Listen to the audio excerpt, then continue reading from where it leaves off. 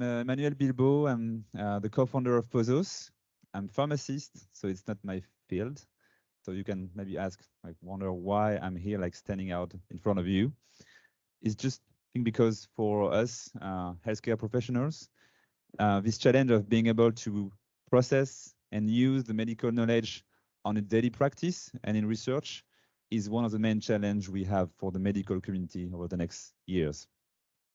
And we, Posos, but also our partners, Inria, Inserm, PariSanté Campus, Agence numérique en santé, we really think that we can't tackle this challenge on our own. And it's only through unity, sharing, changing that we can progress. So I think we're all here for the same objectives, sharing.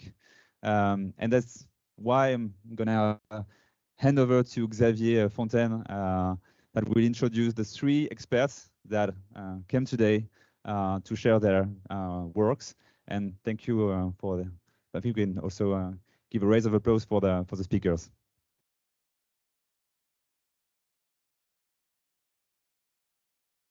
Thank you, Emmanuel, for this introduction. Now we will have 3 speeches from 3 speakers. Each of them will last approximately 20 minutes, and then you will be able to ask questions. So for those of us who are online, you can use this Slido website to ask questions, and at the end of each presentation, we will take your question and ask them to the speakers. So now I'm pleased to introduce Eric de la Clergerie, who is an NLP researcher at Inria in the Almanac team, and we will present us a few projects using the processing of medical textual data. Okay, so thanks for the invitation. This is an opportunity to talk about what we do in our team, Almanac, about language processing, and in particular about processing medical textual document. So I'm Eric de la Clergerie, but a large part of this presentation are contributions from 2 people from the team, Tanti Kristanti and Rehan Tuchent, who is present today in this room. Okay, so little words about Almanac. So Almanac stands for Automatic Language Modeling and Analysis and Computational Humanities. And the main core of our research activities are about natural language processing, developing tools and resources, and using over the years many kinds of approaches. So first symbolic ones, then statistical ones, and more recently deep learning and language models with in particular the development of Camembert. But of course, we mix all these different approaches, something we can call hybrid approaches. And recently, we started looking at application in digital humanities for different reasons. And we have a range of difficulties because we have to go from image of documents to annotated documents. And I will talk a little bit about that. And on that, the main focus is actually about analysis of textual content, of course, but also about analysis of document in a larger scope. And we want to be robust and to be able to handle different styles, about diversity of language, variations, errors, typos, and things like that. So over the years, we deal with documents such as journalistic documents, encyclopedic documents, user-generated content such as tweets, law documents, literacy, old French, historical documents, and more medical documents.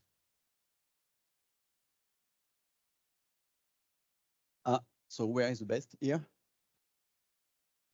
But yeah, I have the light just in front of me. Yeah, but how do I?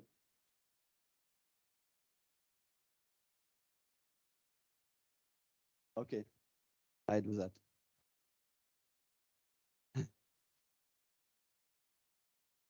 Okay, so to say a little bit about my own research, so I started developing a large coverage grammar for French and use this grammar to parse sentences. And so when you do parse, you get relationships, dependencies between words in your sentence, and more or less you get who, do what, when, where, so the different roles in the sentence. And using that kind of structures, you can do information extraction. For example, it was a small application we did a few years ago about retrieving citations in news. So who said what, when, where, and so what. But when you do that, very often you need to get some knowledge about your domain of application. So we developed tools for domain knowledge acquisition from large corpus or small corpus, actually. For example, to be able to extract terminology, but also to get some notion of proximity between your terms, semantic proximity between your terms, using distributional hypothesis. So, for example, in this example, you can see président du conseil, which is relatively close from président du directoire, but also administrateur. Administrateur is close from administrateur judiciaire, and so on. So all these terms were automatically extracted from law documents about business. So as I said, we started processing textual content, but usually when you want to process document, you have to deal with the whole document, not just the textual content. And over the years, we identified different components, starting from collecting your documents, then getting the text from your documents, then getting the structure of your document, so identifying, for example, sections, subsections, tables, caption, figures, and so on, header, footnotes. Then you have to represent text plus structure in some format, and very often we use text encoding initiative schema. And then we can start using NLP tools to enrich the document by finding different pieces of information in the textual content, taking into account where we are in the document. It's not the same thing if we are in a table or if we are in the abstract or if we are in the main body of the document, for instance. And when you have enriched your document, what you want to do is to browse and query your document to get access to all this annotation you have added to your document.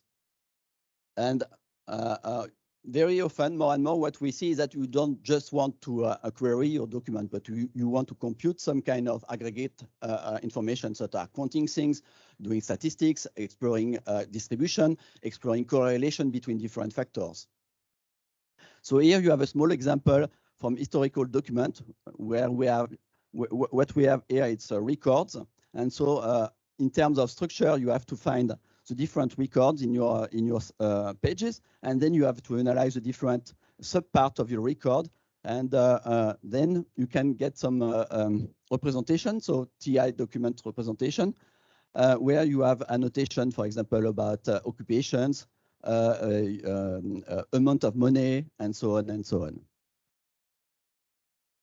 Okay, and we have different tools for that, and one of them about doing transcription and structuring is GrowBid.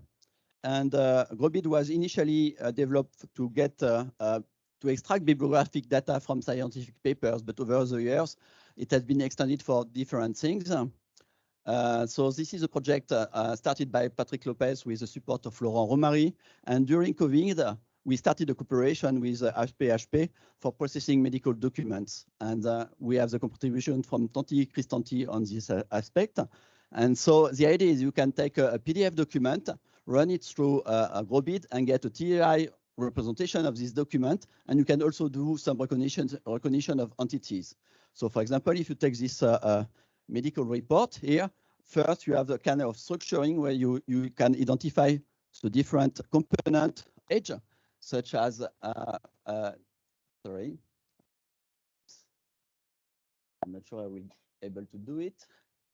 So you have the header, you have the body below, you have footnotes, and you have the side notes, and you have different parts which have been identified, and from where you can extract also different kinds of information.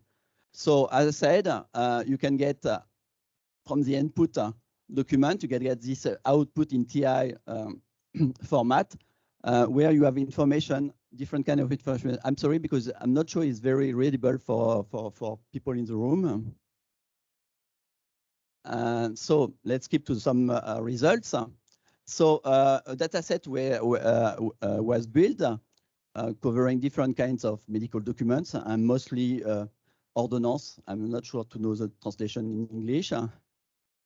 Prescriptions, yes, sure. So it's not a very large corpus, but this corpus was annotated and was used to train and do some evaluation. So for example, first about structuring information. So you see that we can get, we get very good performance on identifying different parts in the document. And below you have scores about extracting or recognizing entities, different kind of entities, using conditional random fields plus embeddings. So the first column, it's just plain CRF, and you see that the performance, the scores are not so good. But when you use embeddings, so non-contextual embeddings such as fast text, already the performance are much better. And if you use contextual embeddings provided by model language, a language model, for instance, such as BERT, it's also good, but maybe not as good as it could be, maybe because we are not using a language model for French, but a multilingual language model, which is MBERT. So I will come back to that later. Because actually, we developed a language model for French, which is called Camembert. It was the first BERT-like language model for French. It was developed with the computational support from Facebook Research Paris, and it was pre-trained on a very large French corpus we build and maintain for French and other languages, actually, which is called OSCAR. So we are using the French part of OSCAR, which already a big corpus, more than 100 gigabyte tokens. And the model, Camembert, is freely available on our site, but also on Hugging Face. And we are also actually involved in other language models, such as Pagnol, a GPT-like language model developed by Jaime Seda, with the participation of Jaime Seda, actually. And we were involved in the development of Bloom, the outcome of this big science project led by Hugging Face. So I'm not sure if I need to provide some intuition about BERT, but maybe very quickly. BERT is a deep learning architecture which is based on transformers with this notion, important notion of attention. And you have essentially two phases. First one is a pre-training phase, which is performed on very large data set using self-supervised task. And the main one is actually the mask word task, where you randomly mask some words in your sentence. And the objective of the model is to retrieve the masked words. Okay, and after this phase, you can use your language model for downstream tasks by most of the time doing supervised fine-tuning using annotated data. However, Camembert was pre-trained on general French text, not medical text. So one question we had is, can we improve Camembert for processing medical documents? And this was the objective of the master thesis of Ryan Touchant. And so this is still a work in progress. So essentially what we did was to, what he did actually, was to continue pursue the pre-training of Camembert using medical corpora. But the main difficulty here is that is the fact that finding large French medical corpora is quite difficult. So Ryan built this biomed corpus over something like almost 100 million tokens, covering different subparts, so Wikipedia, EMEA, Clear, Inserm, but you see that the main part is coming from Clear dataset. We also tried to get more corpus, more data, first by filtering OSCAR, trying to find text close to medical text, but also using English medical text. I will explain why later, and also trying to use manual translation, because for EMEA, for example, we have aligned medical text, but also using automatic translation of English medical text. And Ryan has some other candidates to try, and so but I have no result yet about them. So some results. So the evaluation was done on downstream task, which is name entity recognition, where you have to, such as Medline, where you have to find some entities in your sentences, such as, and find the type of your entities, such as procedure, symptom, anatomy, and so on and so on. One of the main issue with this task is the fact that Medline, you have embedded entities, such as what you get here. And sorry, I cannot read myself. But you have anatomy part, and you have symptoms or disease, actually, sorry. Okay, so time to present some results. So the baseline is just plain Camembert with no further pre-training. And here you have the result from the work of Ryan, Camembert Bio. He also tried another language model, which is called T5. I will talk a little bit more later. And here you have other system which has been developed using language model. So other use of Camembert base with some pre-training on missed data, no more information. Here on a data set coming from PubMed. And for this one, it was pre-trained from health data store developed by APHP, which is a very large data store. So if we look at the result, we see that for this first data set, CAS, about clinical narratives, we get some improvement for Camembert Bio over the baseline. Not so much, 1 point. We get a very large, much better, much higher improvement on the EMEA dataset. So from 76 to 80.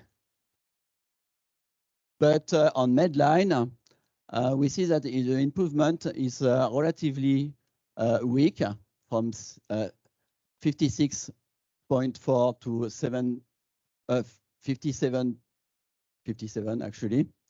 But this is the case for most of the other systems, except for the one developed on the data from PHP.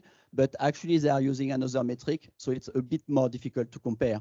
So we also use their metrics, which is called SecEval, and we see that we are on the top for this for also with this metric.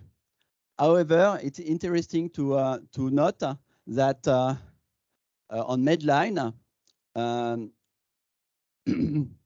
the best scores are were not obtained using language model, but using older systems from Von Mulligan and all in 2016, where you get accuracy score for about 69. However, it is the other point is that we don't beat this high score using Camembert Bio, but we get higher result using this other language model, which is called T5. And so this is interesting to understand a little bit more why. So let's talk a bit more about T5. So this is a language model developed by Google, which is an English generative language model, but some French data were used during its pre-training for translation task. And it's based on the generation of answers and fine-tuning using multi-prompt instructions. So the idea is that using your data set, for example, for a task of name entity recognition, you can generate different kinds of prompt.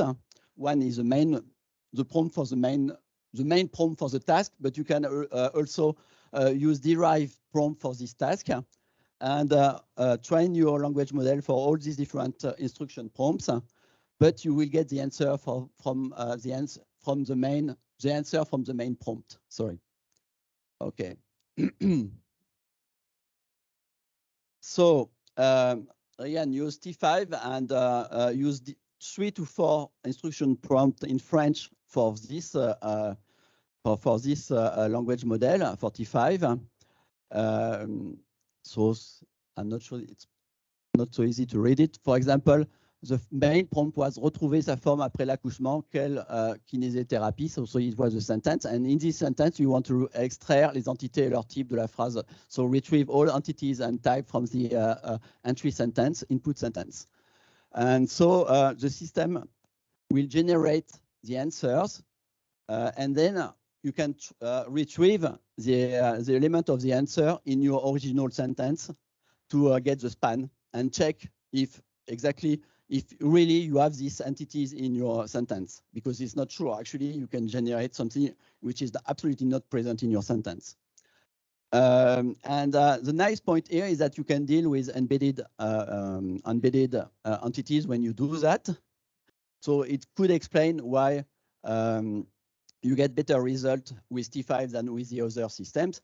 But we are seeking to alternatives on top of Camembert Bio to be able to cope with these embedded entities.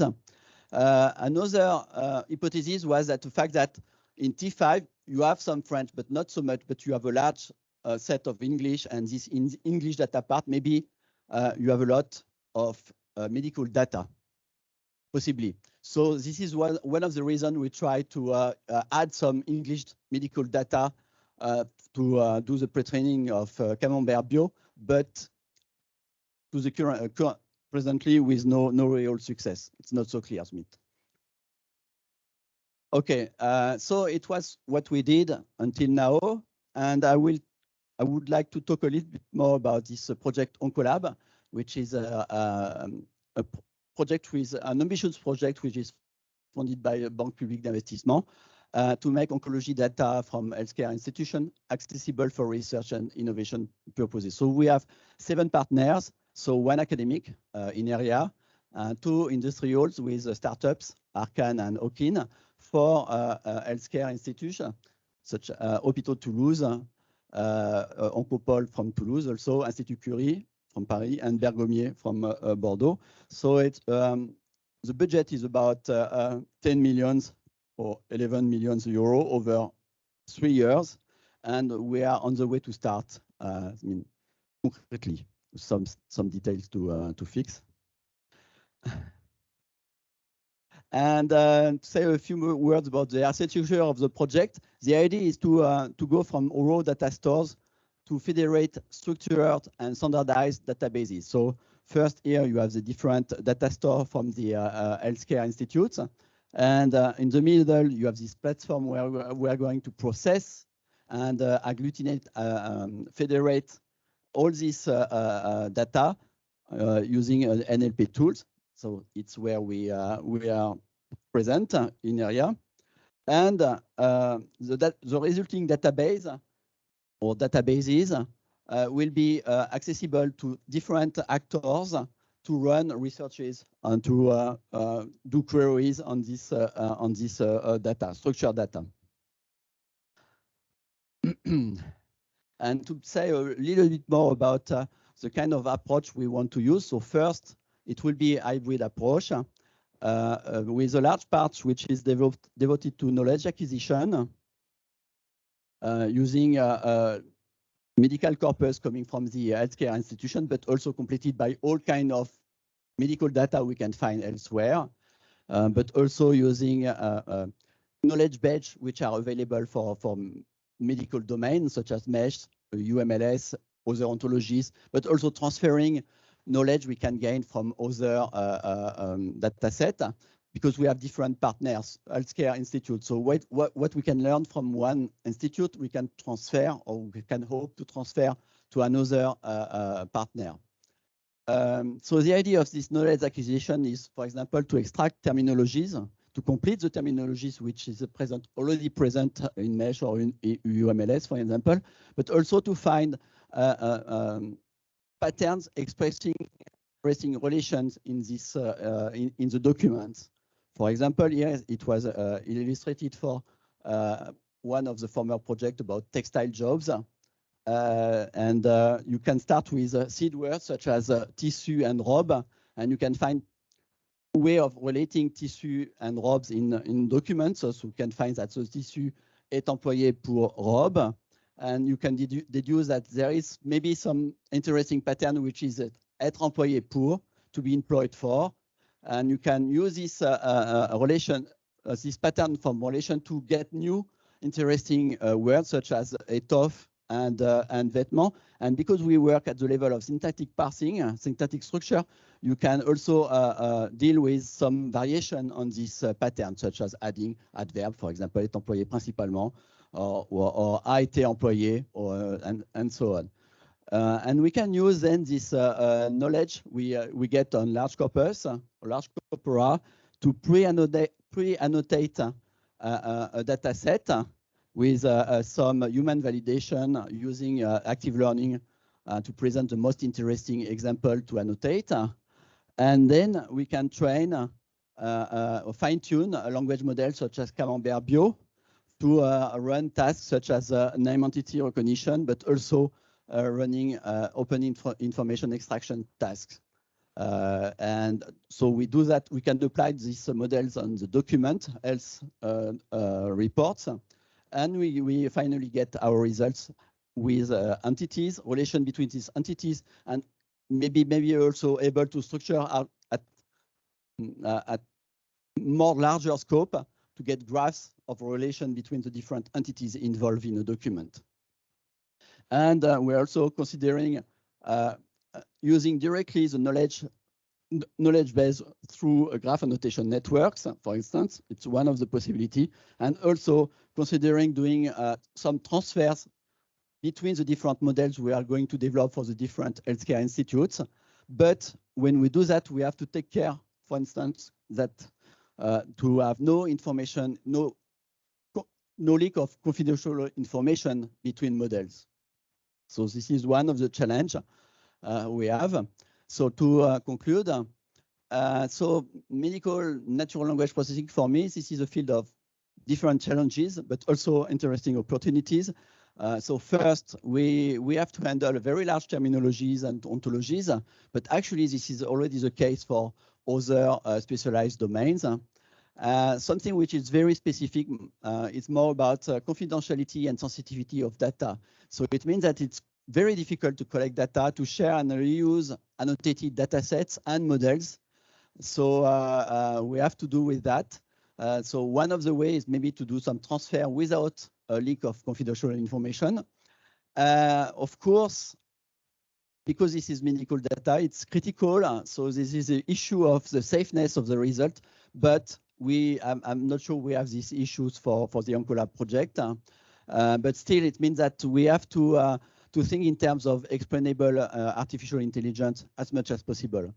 And also, most of the time, we develop tools to extract something which are relatively present in document, but also it's important to look for weak signals, for example, in applications such as epidemiology or drug effects and so on. Something which could be investigated during the OncoLab project is the notion of coupling with medical imaging, because more and more in the community we have the emergence of multimodal language model where you have visual and text data, speech data, and text data, and so on. Something we could also try is to make medical documents more accessible, because we had a few years ago we had a PhD thesis on the notion of text simplification. So something to make more accessible a complex document, complex sentence. Okay, and that's all. Thank you. And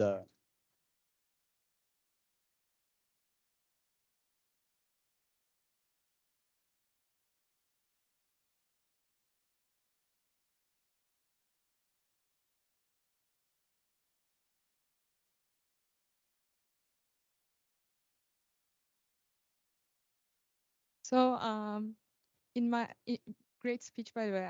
In my previous job, I have done I have taken a sort of pre-trained BERT model based on PubMed data set and did a domain adaptation over task itself, which was an information retrieval task. Do you know if taking a domain-specific model, like a domain-specific pre-trained model and adapting it to task performs better than taking a task-specific model, let's say question answering or information retrieval, and then shifting the domain? Like, for instance, if you have a generic BERT model and you move it to some biomed-specific model. I'm not sure I have a definite answer to that because you have two ways to do it, actually, yes, to close your diagram. Yes, I still think that it's better to do first domain adaptation using pre-training because it's a self-supervised task. You can use as much data as you can find, actually, to continue the pre-training, and then you can do your fine-tuning or your adaptation, task adaptation. But I mean, you have to try, I think. It's a better way. The best way to do it is to try both alternatives and see which one is works best.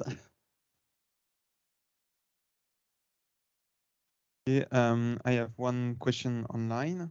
So I remind you that you can ask question on the Slido website for those who are online, and for the one who are shy in this room also. So thanks for the presentation. What are the limits to use medical report to train? Well, the main limit is to find them, I would say. I mean, otherwise, I mean, there is maybe two aspects in the question. If it is for the pre-training, I would say as much as possible. I mean, we don't need to do a real processing on these documents before using them.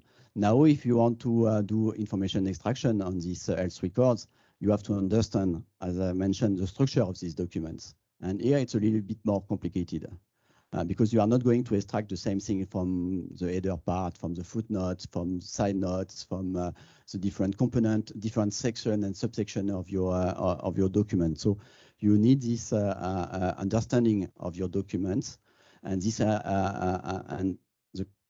the structure of the document may depend on different parameters such as the institution, maybe the doctor, and so on and so on. So it's in that case, it's important to maybe get a good diversity of your different representation to be sure to cover most of the different cases you will have to cope with.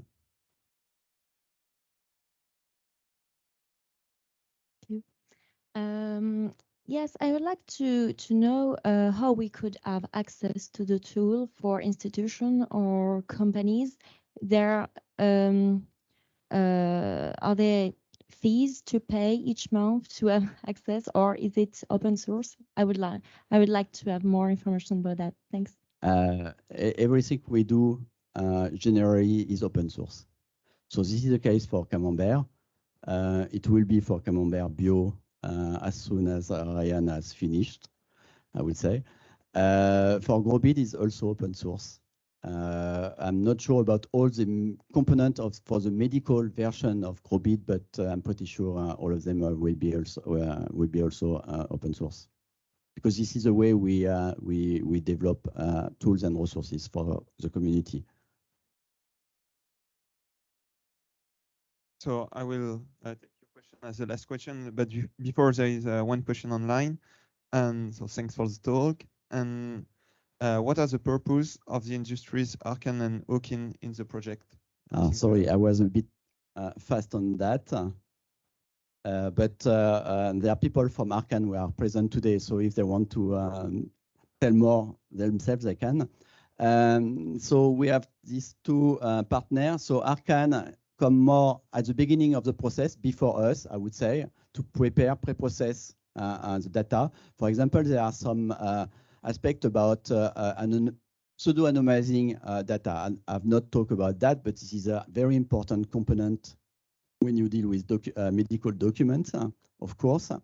And I would say that Okin is coming after us. That means they are going to use all the structure pieces of information we get from metadata, from NLP processing, from image processing to populate these databases and provide a uniform way, a federated way to access all these pieces of information in this database. Is it okay? No, it was online. Hi, hello. Thank you for the talk. My question is, what I'm learning is that you are using current database to learn on them. My question is how this research may impact the way institutions structure their documents in the future, maybe to learn faster or in a better way. This is very, very interesting. Very often, and this is what we do here, is that we have to start from what we get. So the existing archives or set of documents. But of course, when you set up a processing pipeline, it's interesting to ease the processing of your document by using a nicer format for your original document. And I'm pretty sure that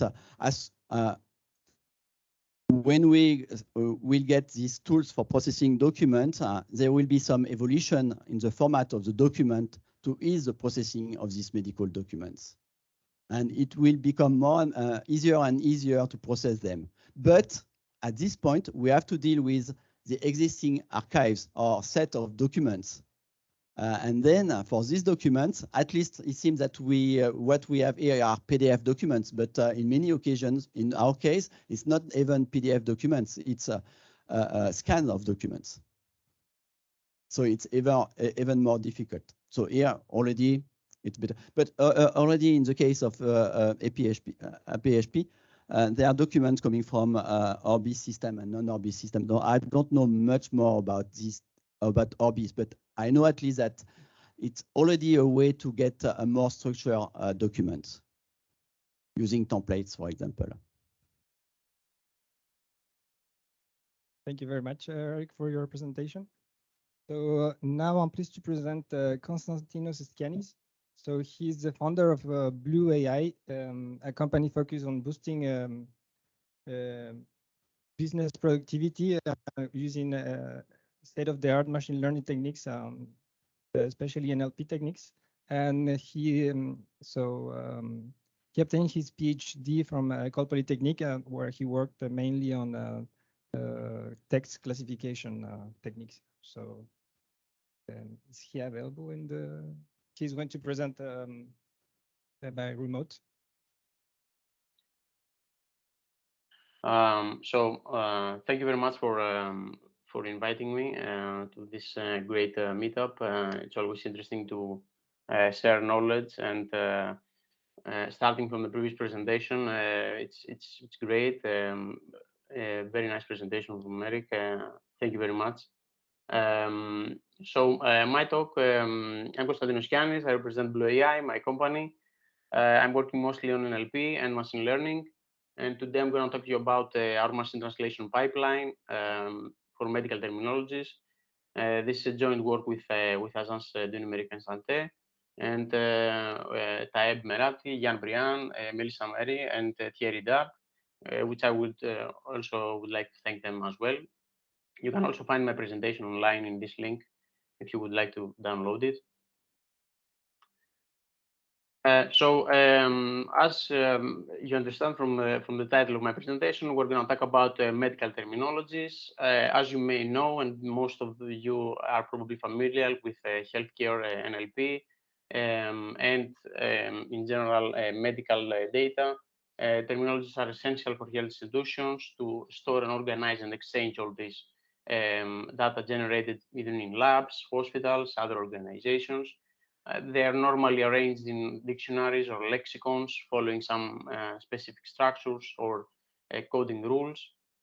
But we also have some problems that initial versions are created in English, and there is of course, there is an evident need for translation in other languages. So for example, you may have ICD-11, which comes in English, and you may want it to be translated in French. So the limitations, as you understand, if you want to that we have by that is that the number of medical terms may increase.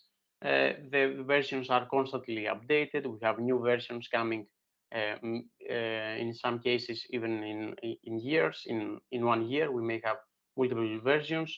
And of course, the process of manual translations, as you may understand, is very expensive in time and resources.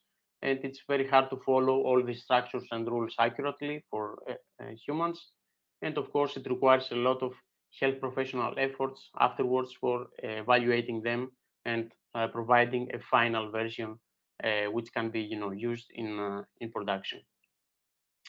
So this is why we turn to this domain of machine translation, which is a sub area of computational linguistics, and it will help us automate this process of translating medical terminologies from a language to another language. So how it works is the general framework is that we have a parallel dataset. By parallel dataset, we mean that we have a dataset which has two large files. One is in the source language, and the other is in the target language, English and French, for example, in our case. And we want to learn correspondences between labels in one language and labels in the other language, and we would like essentially in the end to be able to translate. Given a new label or given a new sentence, we would like to be able to give a translation for that. So the majority and the most popular methods that we used until some years ago were statistical machine translation methods, which was essentially phrase-based systems. They were actually pointing out using the phrases inside these parallel datasets. And of course, we also examined the related work and what has been done already in medical terminologies. And this is work by Nystrom and Deleger, which is kind of old, as you may see. And what they did is that they actually used a word alignment method in order to learn a translation model from parallel text corpora. In this case, they actually used multiple medical terminologies. But recently, we have, and with the rise of deep learning the last years, machine translation has also been affected. And we have this new domain of neural machine translation, where we actually use neural networks to predict the likelihood of a sequence of words. And in this notion, in a relatively recent work, there has been some. Konstantinos? Yes. Sorry, we have a problem on premise. We can't see the slides anymore. I know. We'll restart 2 seconds and we come back. Yep.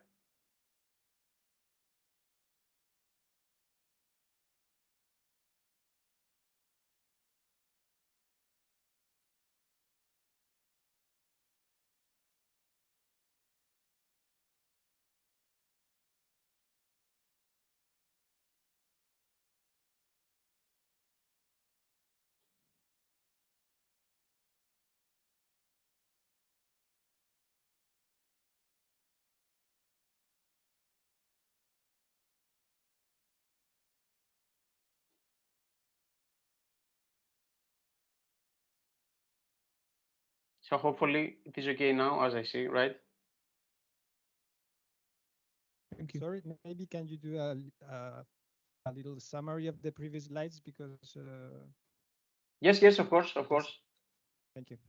So it's just the first slide, so you didn't miss a lot of things. But just to wrap it up, there is an evident need for translating medical terminologies, for example, like ICD-11 from English to, in our case, in French. And this is why we actually used as manual translation of these versions, of new versions or medical terminologies could be very time consuming. We actually tend to machine translation. Hopefully you got the idea from hearing me, I guess.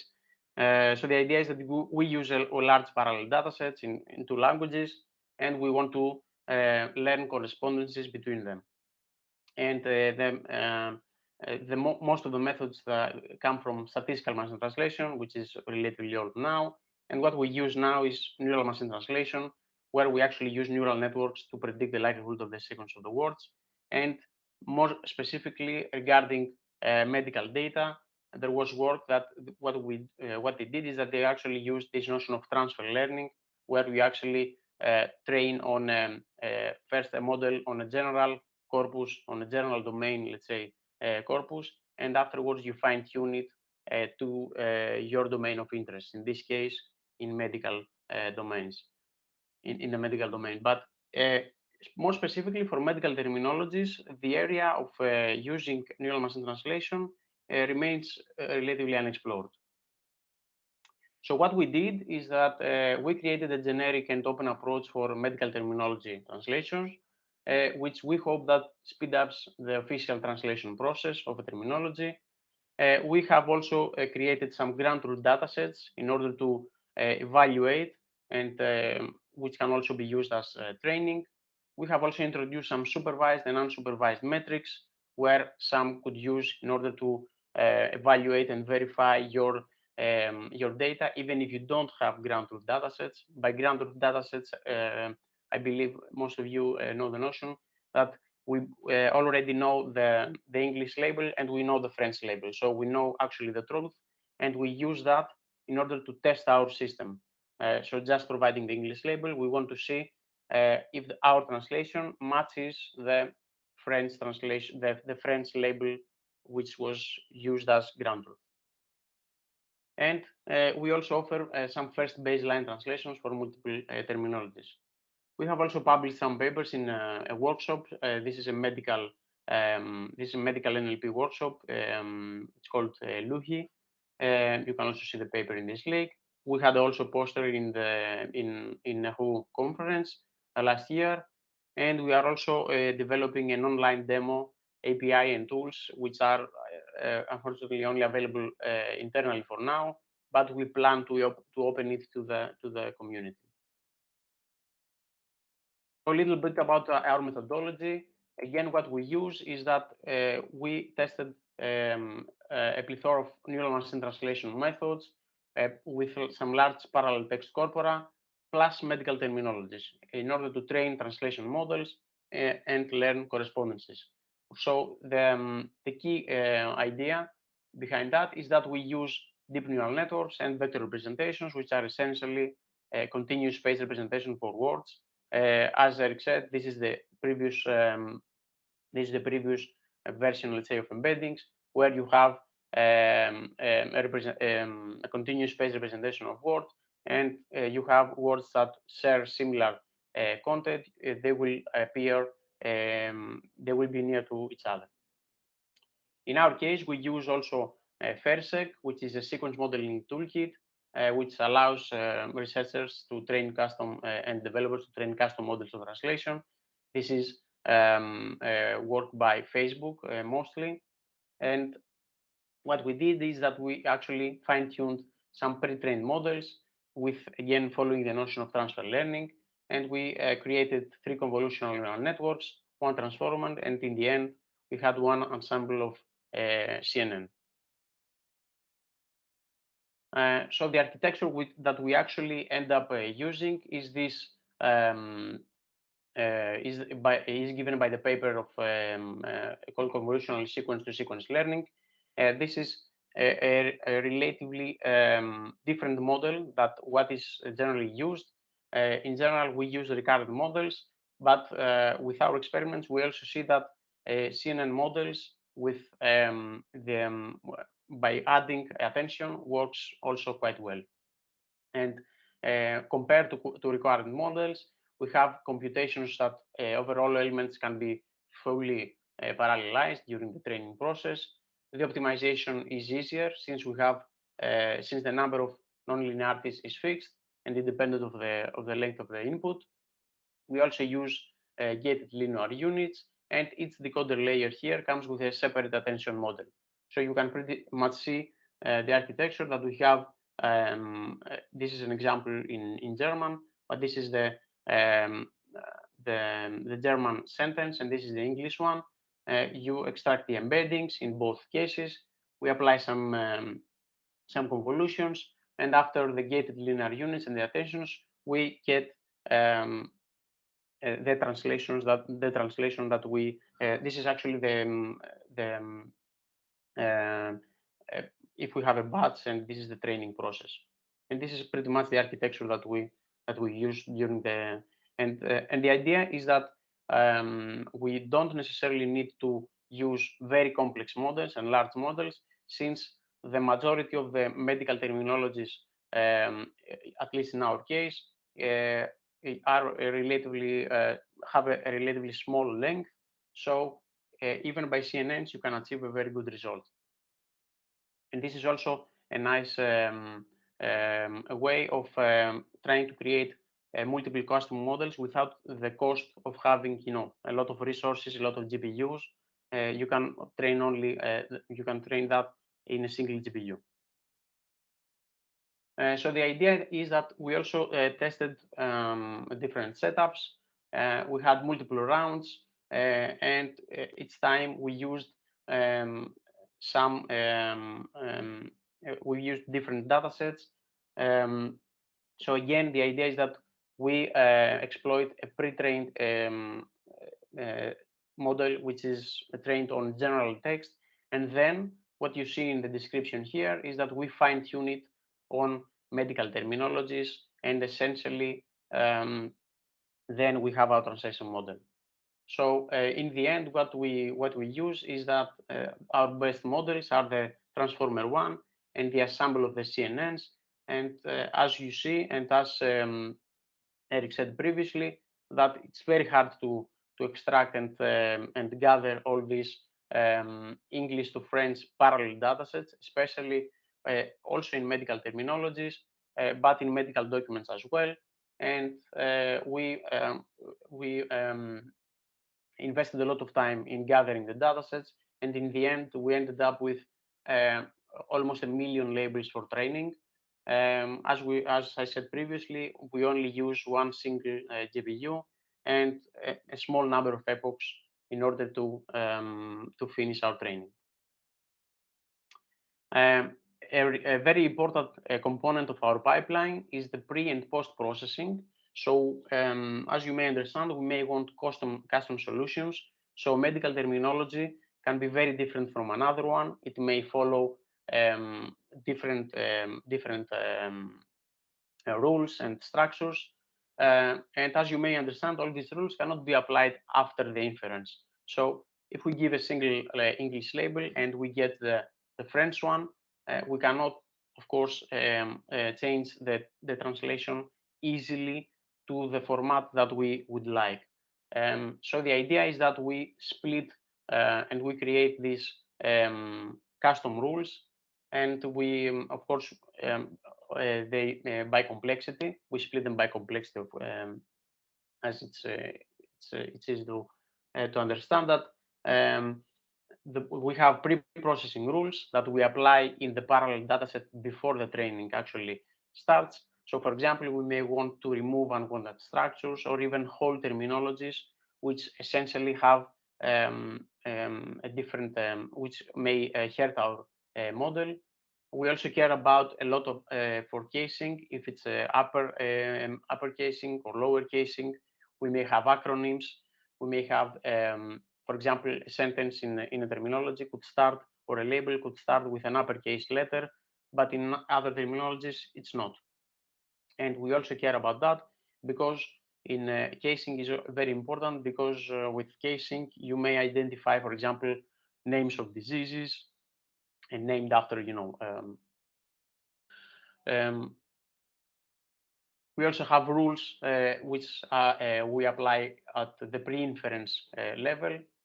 So by inference, we mean that we have our trained model, and now we want to give an English label in order to translate it to a French one.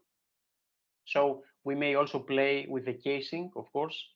if it's again upper or lower case. And we may also apply some structures, rules, some punctuation removals, which may be critical to the result.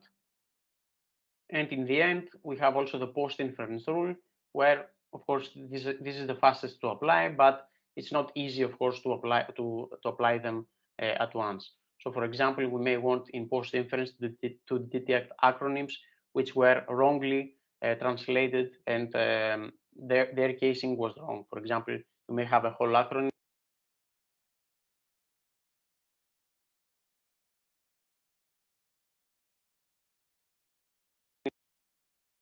So can you hear me now? Hopefully, yes.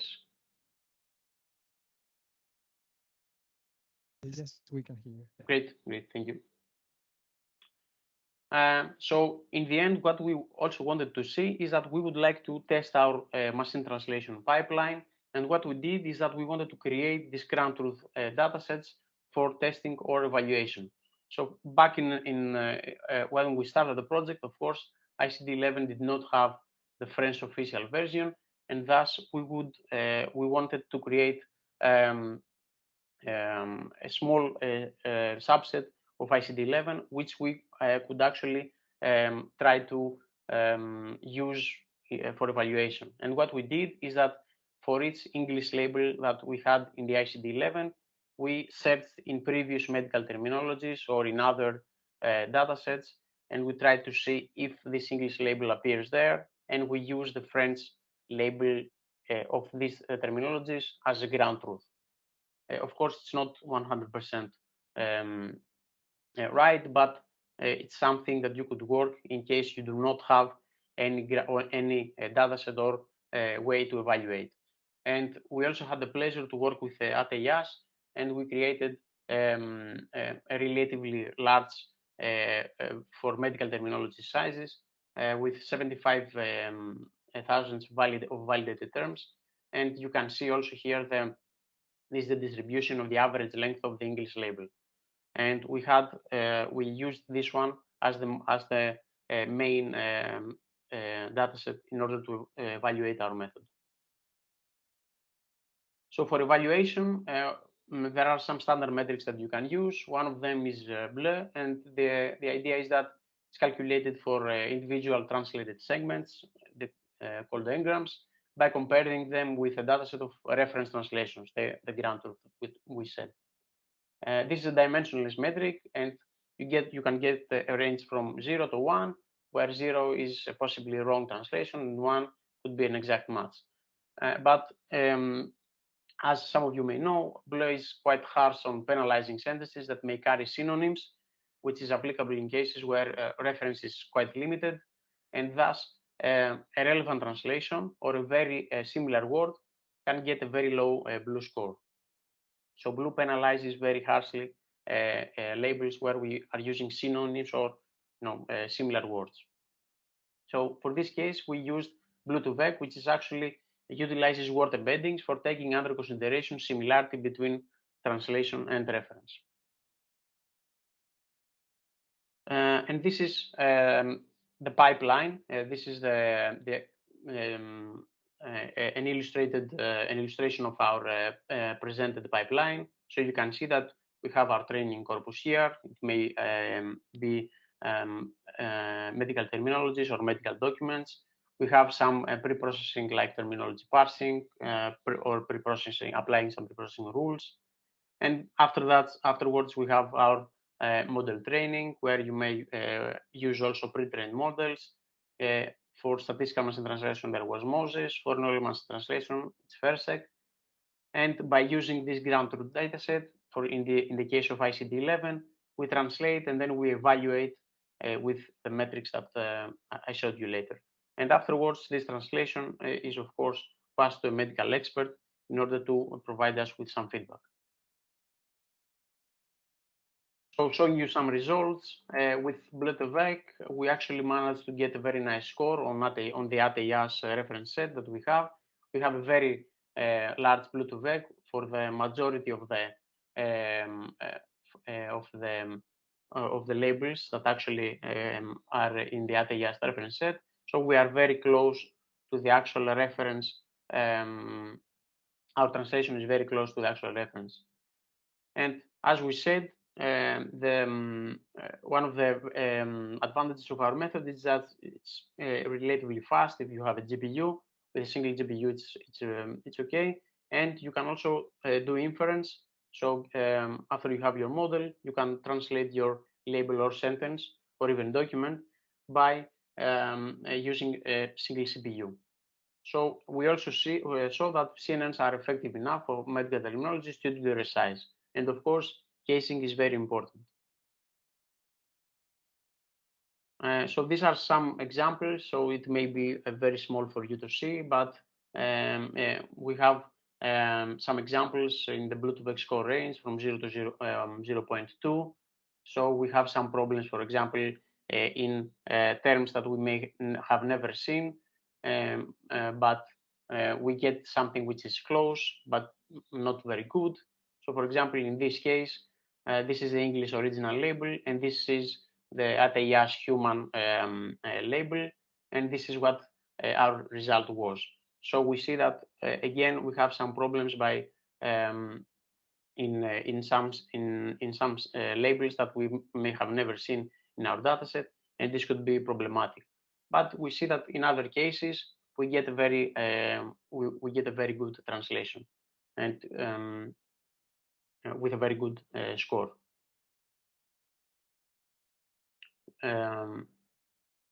We also created some unsupervised metrics in order to be able to score a translation even without having a ground truth or reference data.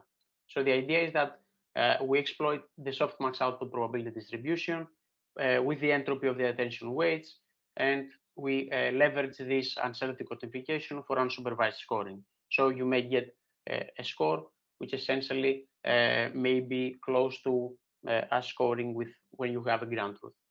And this is the histogram of the unsupervised metric technique, and we see that it's relatively close to the previous histogram using bluTOVEC. What we also want to use now is that we would like to score multiple translations by using cross-lingual word embeddings. So the idea is that we would like to score either by using language models, as the plan is also to use large training models like Camembert as well, and we would like to compare how close the English label and the French translation we give they are in the and get a score out of that, even if you don't have the ground truth. We also created a demo, an online tool. Again, it's only for internal use, so unfortunately I cannot share for now the link, but our idea is that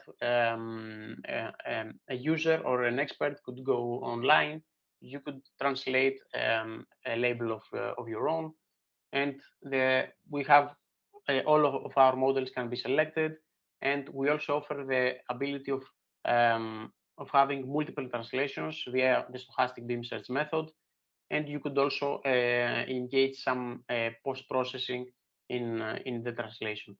And as you may see, for example, we have a much better translation, for example, in this case, by the multiple translation method. What we also added is a small way of adding suggestions, so that if you are an expert or a user which is using our tool, you could provide us with some feedback, and then in the end we will use it for continual learning afterwards in order to further improve our model. We also have a documentation. We will provide the documentation, which will also essentially provide all the description for the components that we create, and the API, of course, if somebody would like to use that.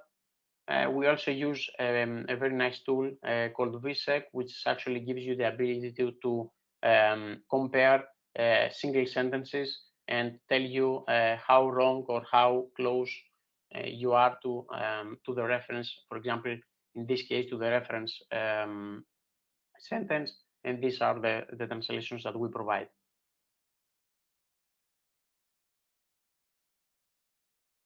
So to conclude, this was our work on where we created an automated pipeline for translating and evaluating medical terminologies. This, to the best of our knowledge, this is one of the first approaches which uses deep learning only for medical terminologies.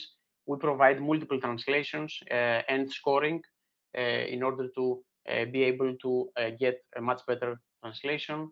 We have created some ground truth data sets which are generated automatically by existing terminologies. There are also some supervised and unsupervised metrics available, some pre and post processing rules which you would apply depending on the format or rules you would like to respect on your translation. And we're going to make also available the web tool, the API, and all the visualization tools that we have on our site. So we hope that this pipeline will enable researchers and healthcare end users as a jumpstart approach in order to allow you to accelerate the translation process of newly updated versions of terminologies. Of course, they can be used. This tool can be used beyond translation. It can be used to connect or enrich terminologies, or even create new data sets. So, for example, in order to kind of not solve but address the problem of not having a lot of available data, specifically in French, we could try to translate English datasets to French and use them in our programs. Thank you very much, and I would love to answer some questions.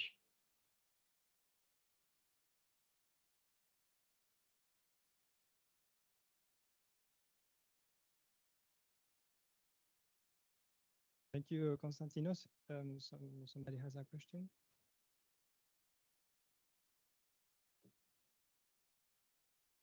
You can ask your question on Slido if you want to.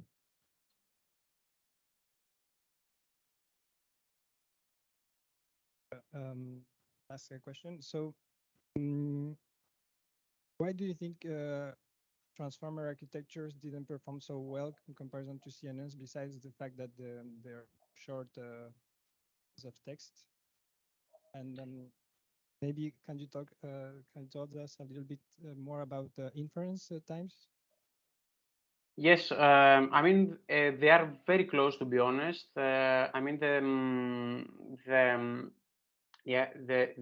results that you get either from the transformer, either from the ensemble, they are quite fast and quite good, to be honest. It's something that with the transformer, due to the recurrent nature, it may be and the small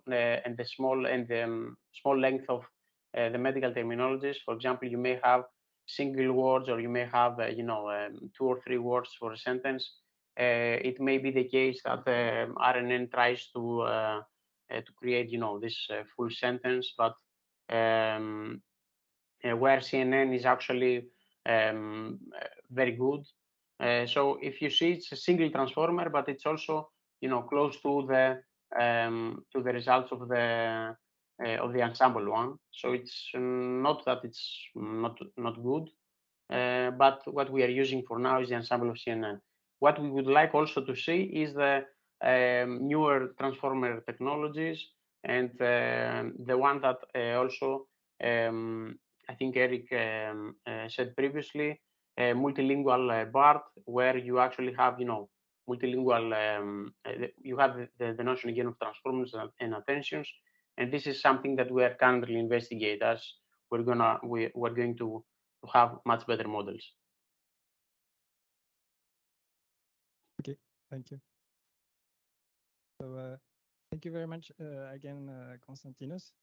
Thank you as well. For the last talk, we are welcoming Luca who is a data scientist at Johnson Labs. He is contributing to the open source Spark NLP library, as well as the Spark NLP for Healthcare library. All right. All right, so thanks for having me, and thank you to the Posos team for organizing the event. So today I'll be talking about a R&D project that came out of the healthcare data science team at Johnson Labs. And the idea was to build an end-to-end zero-shot information extraction pipeline for the healthcare domain. For a bit of context, Johnson Labs is the company that's behind Spark NLP, which is one of the most popular open source NLP libraries out there, built on top of Apache Spark, which allows you to scale on Spark clusters very easily. And as part of the company's efforts working with customers in the healthcare domain, it developed a licensed version of this library, which is Spark NLP for healthcare, with added features and, of course, tons of pre-trained models specific to the healthcare domain. And it's within this library that we do this sort of R&D, these sorts of R&D projects from time to time. In this case, developing some zero-shot approaches for healthcare NLP. So in the library, this is in the license library. This is how the major information extraction tasks are organized. I would say at the king or queen of all tasks is NER, which is a task that everyone knows about. And downstream from that, you're able to stack or build, additional tasks that can be quite interesting for certain applications in the healthcare domain. The first one is entity link or entity resolution, we call it, which is, the idea of, let's say, if you extract a drug or disease from a, link that to some kind of standardized code. Like for drugs, it's RX norm codes. For diseases, it's ICD codes. Another one is assertion status detection. This is, let's say, if in a doctor's note, if a disease has been detected by an NER model, you might want to assert whether that disease is said to be related to the patient or to their family, or whether it's said a symptom is said to be present or absent. And another one is vacation, which is quite logical downstream from NER. You can do things like obfuscation, to anonymize your data. And finally, we have relation extraction, which is going to be our task of, along with NER, our main tasks of interest today. This was mentioned in the first presentation briefly, but relation extraction, the idea is to relate entities between each other in order to enrich your information extraction. So I'll just do a quick intro about these two tasks.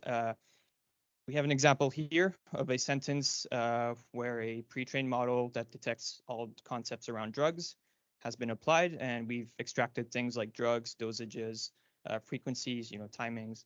And so when you come up with these extractions, you might not know if the mention of, the daily frequency or the duration of 5 days is related to, in this case, naproxen or oxyprozin.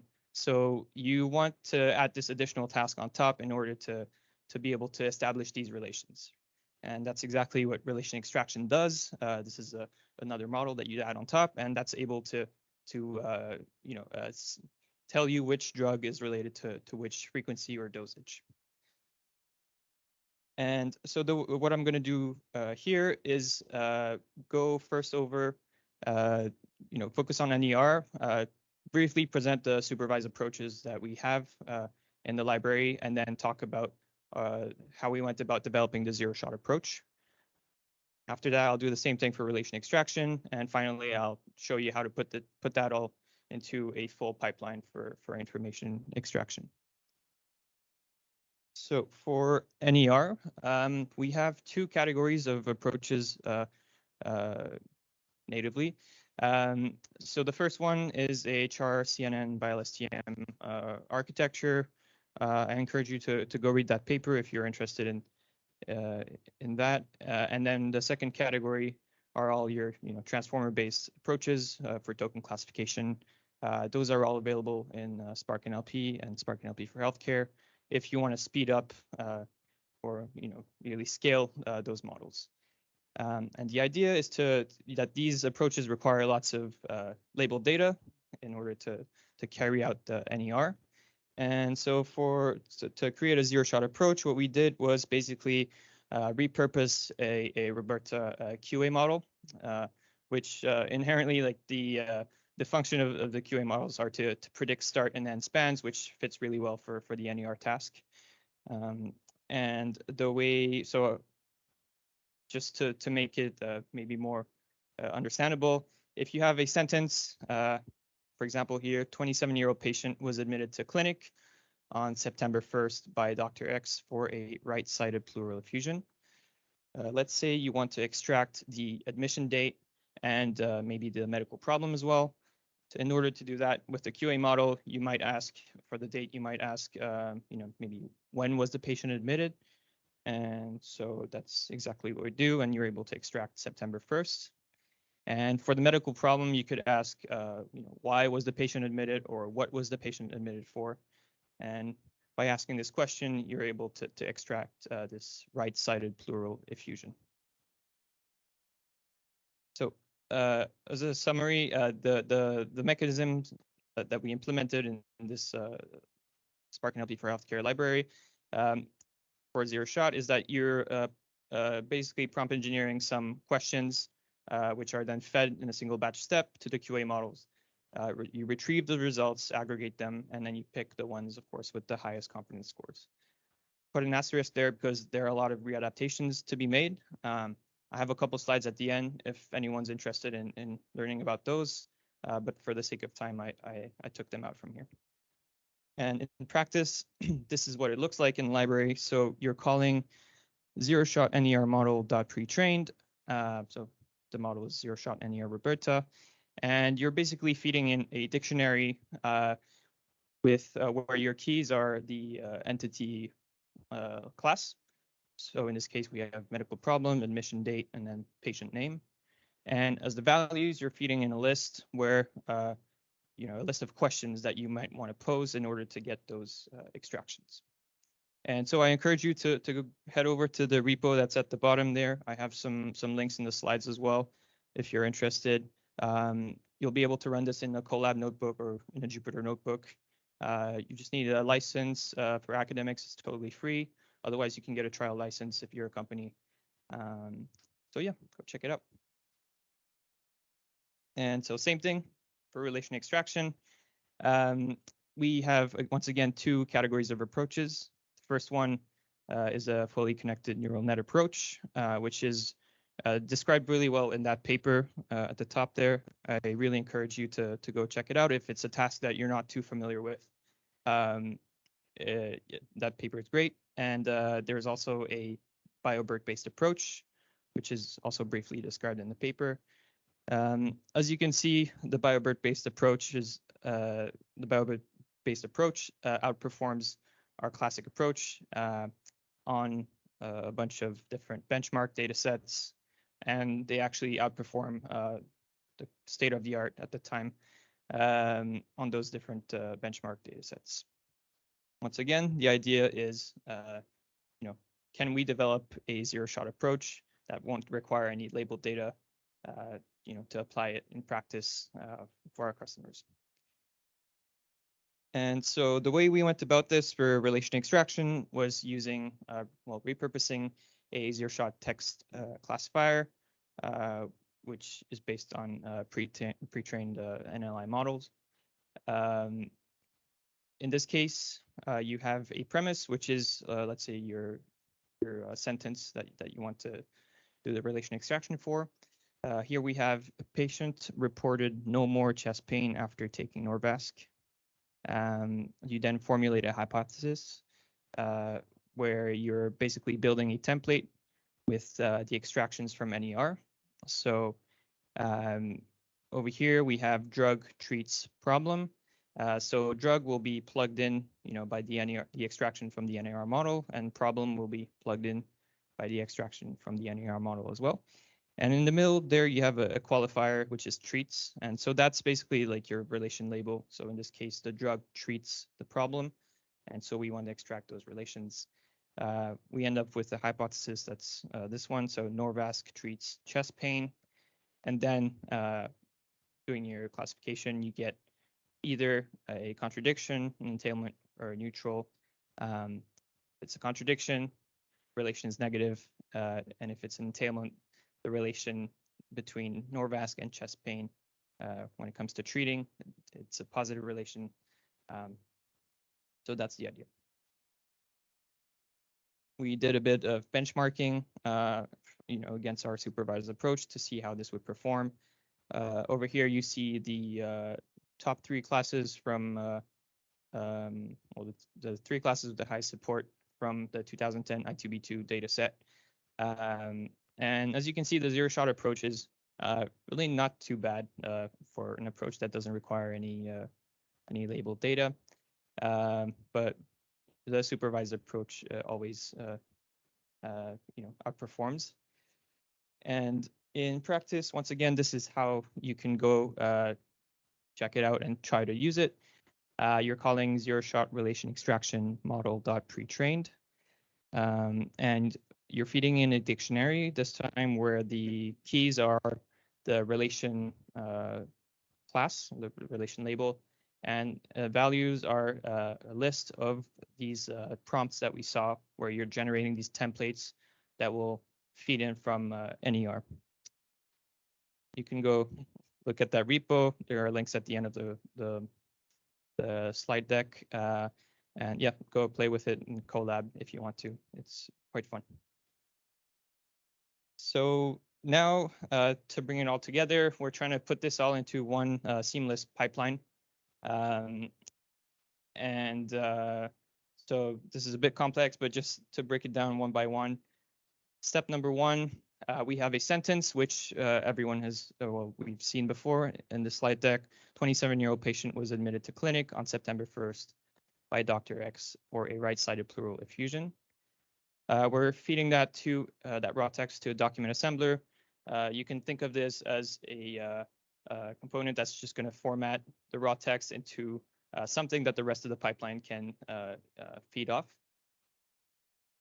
You then have a sentence detector. In this case, we only have one sentence.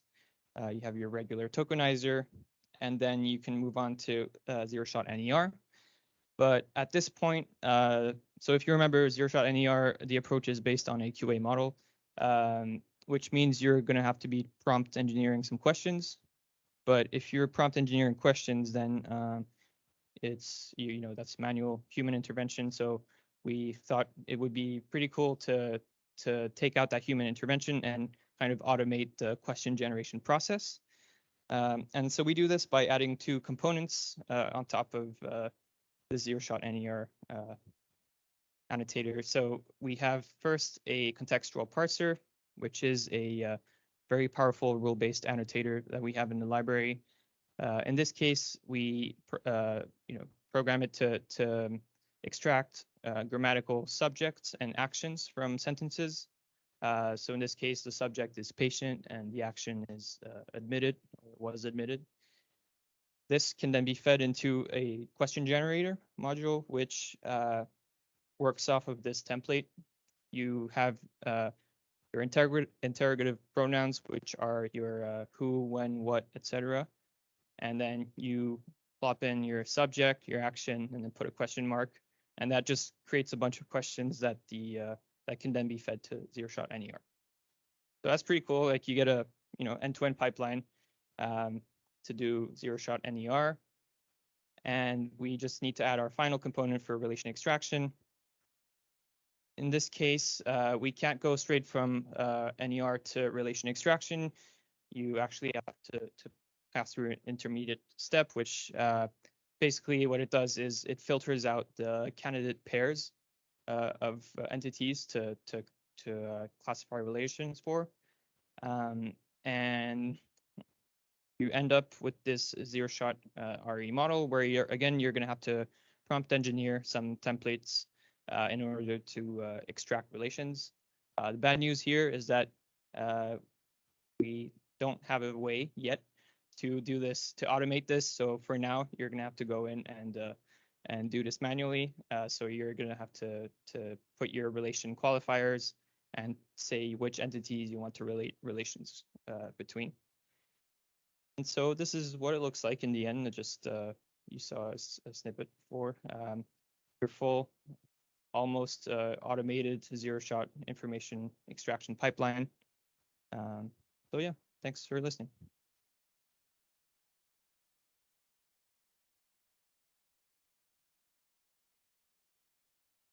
Does anyone have a question?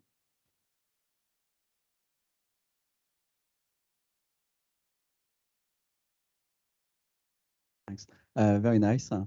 About the question generation, do you allow for a no answer? And also, do you sometimes provide a list of potential answers, given the entities in your sentence?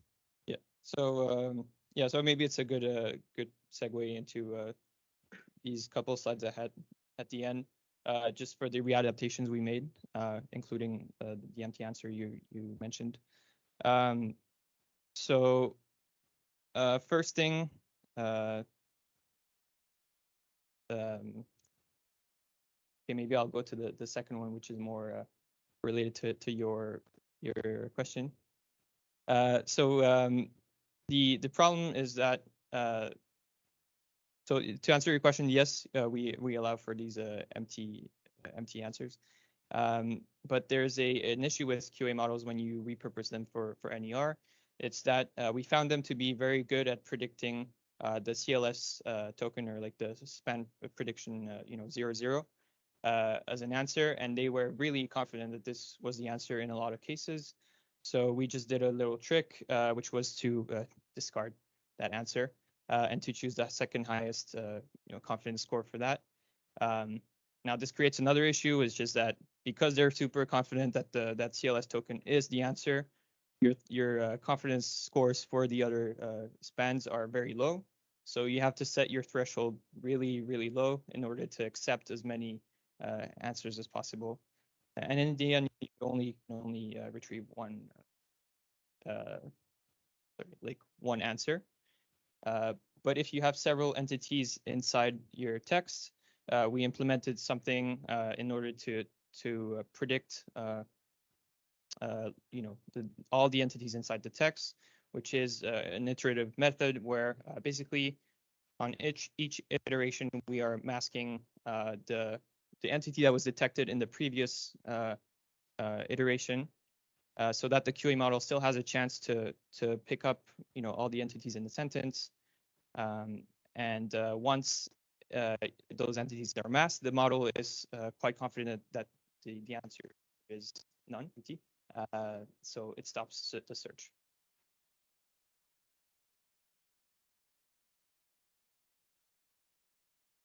Anyone else?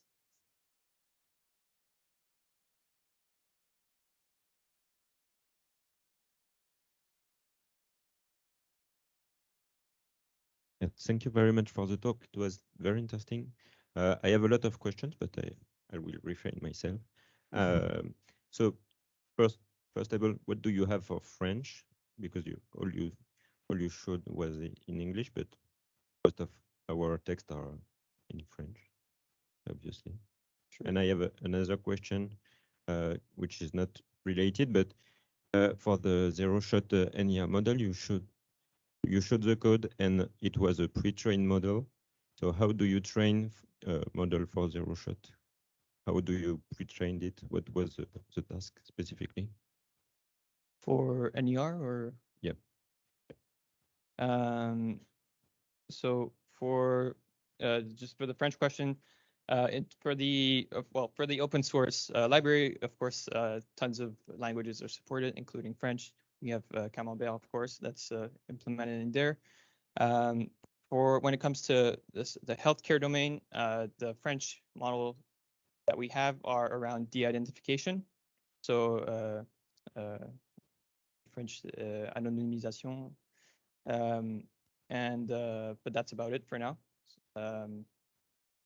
Yeah, and so for your we still, of course, every time a new data set comes out, we pick it up and try to come up with new models. For your second question, which was, sorry, could you repeat it?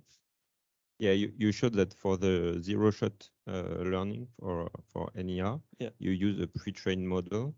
but how was it pre-trained exactly? So it's like right out of the box from, so let me show.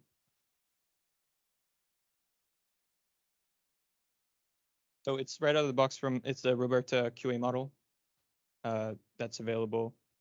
Okay, so it's not pre-trained specifically for this task. Okay. Thank you. Last question, maybe? So in terms of inference time,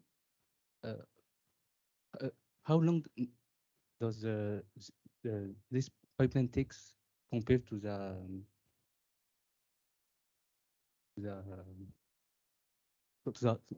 other pipeline who have been trained specifically for this task?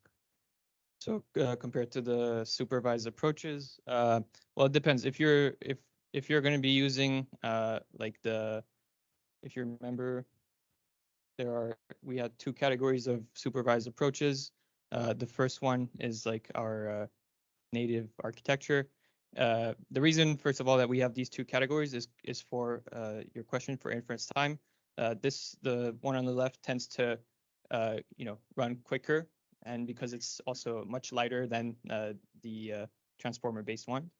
But in terms of zero shot versus the other transformer-based, there's like practically no difference in inference. Thank you very much. Merci. Now for the closing statement, we are welcoming Philippe Genois, who is the leader of the digital health program at Inria. Yeah. So thank you. Yes, my name is Philippe Gestoin. I work for Inria, so I think I don't need to introduce the institution. We have a research team here on the third floor, including represented Antoine, who actually intervened, was a speaker for the previous session and asked a question. So I want to thank you all for attending here tonight and the people online. And I think it's important that such events can take place, because during the day you may have events which might be a little more superficial, where people don't have the time to enter into details and ask the questions.